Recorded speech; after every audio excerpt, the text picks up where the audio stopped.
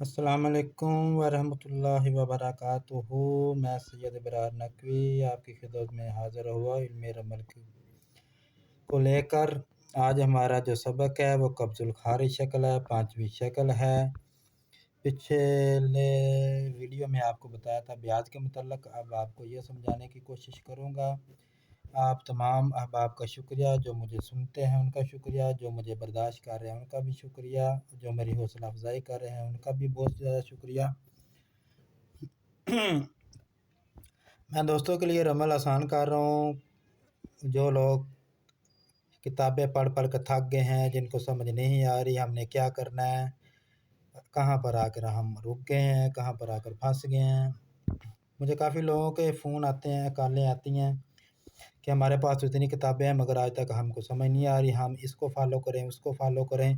ہر ایک بندے کا علیحدہ کلیہ ہے۔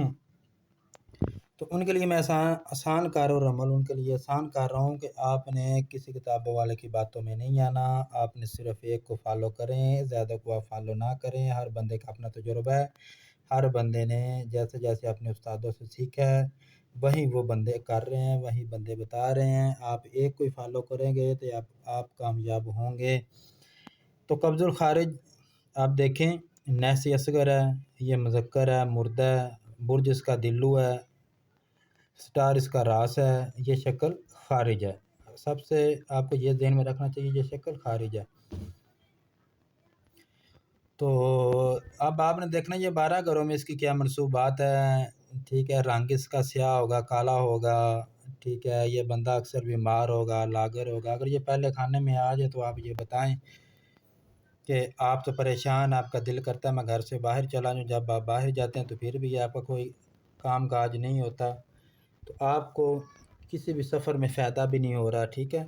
اس کے بعد اگر یہ دوسرے کھانے میں آ جائے تو آپ اس کو بتائیں کہ آپ مالی پریشانی ہے، مال آپ کا جا رہا ہے اور ایسی جگہ پر جا رہا ہے کہ آپ کو کوئی سمجھ نہیں آ رہی، ٹھیک ہے۔ یہ حرام مال کی بھی دلیل ہے۔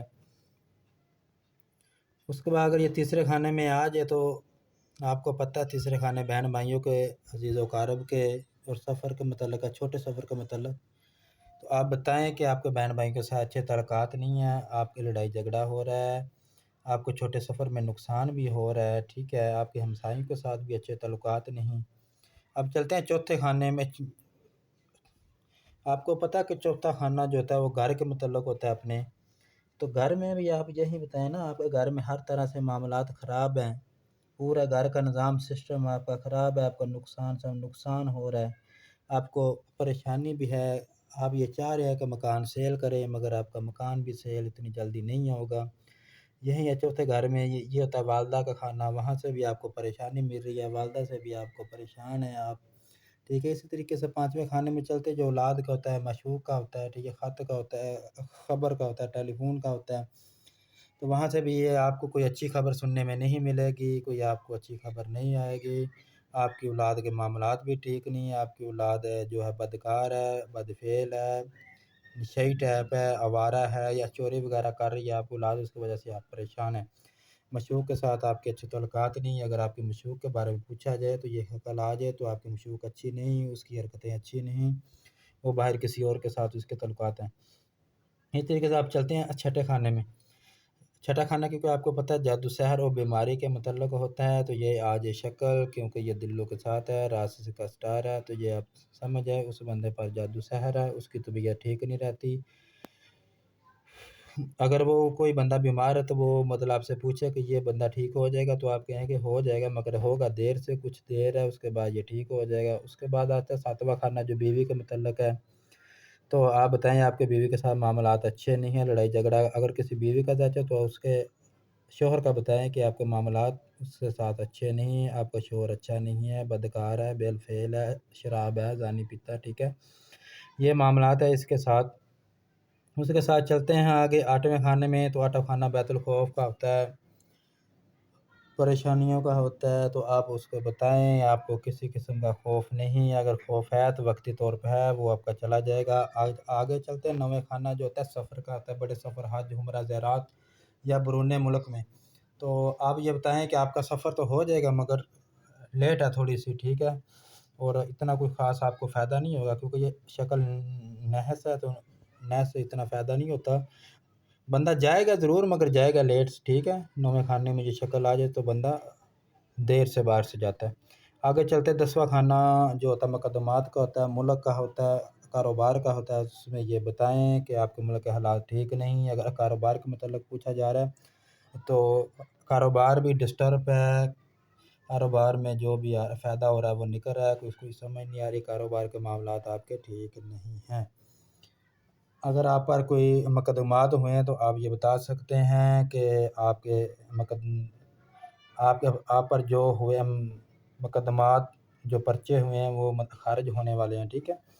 اسی طریقے سے آگے چلتے ہیں 11واں بیت الامید کیا ہے، اس طرح بتائیں آپ کی کوئی امید پوری نہیں ہو رہی. اس کے ساتھ یہ دوست کا کھانا بھی ہوتا ہے تو بتائیں آپ کا دوست بھی اچھا نہیں ہے، جو پرانے دوست ہیں آپ کے وہ آپ کے ساتھ صحیح سلوک نہیں کر رہے. آگے چلتے ہیں 12واں کھانا جو قید کا ہوتا ہے، شادی کا ہوتا ہے، خفیہ دشمن کے متعلق ہوتا ہے، وہ ہسپتالوں کے متعلق ہوتا ہے. تو اس میں یہ بتائیں کہ آپ کا دشمن ہے وہ اتنا طاقتور نہیں ہے، وہ آپ کو نقصان اتنی جلدی نہیں پہنچا سکتا، ٹھیک ہے. اگر بندہ قید میں ہے تو آپ اس کو بتائیں کہ آپ کی قید رہائی ہونے والی ہے، کیونکہ ہو جائے گی مگر دیر سے ہوگی، اس بندے کی رہائی دیر سے ہوگی، ٹھیک ہے. تو یہ تھے 12 خانوں میں اس کے احکامات. امید ہے کہ آپ کو سمجھ آ گئی ہوگی. علم رمل ایک سمندر ہے، اس کو سمجھنے کے لیے عمر کا ایک حصہ لگ جاتا ہے. 8-10 سال سے کم یہ علم رمل نہیں آتا، مگر پھر میں آپ دوستوں کے سامنے اتنی آسانی سے سمجھا رہا ہوں. اگر یہ میرے احکامات آپ لکھ لیں، آپ نوٹ کر لیں، آپ یاد کر لیں، آپ ذہن میں بٹھا لیں، آسانی سے ایک ذیچہ آپ پڑھ سکتے ہیں، جواب دے سکتے ہیں بہت ایزی سے. جو جرنل سوال ہوتے ہیں ان کے متعلق میں نے آسان آپ کو بتا دیا ہے. تو امید ہے آج کی ویڈیو آپ کو اچھی لگے ہوگی. وسلام، میں سید ابرار نقوی آپ کی خدمت میں حاضر ہوں. تو زیادہ سے زیادہ اس کو شیئر کریں، زیادہ سے زیادہ اس کو لائک کریں، زیادہ سے زیادہ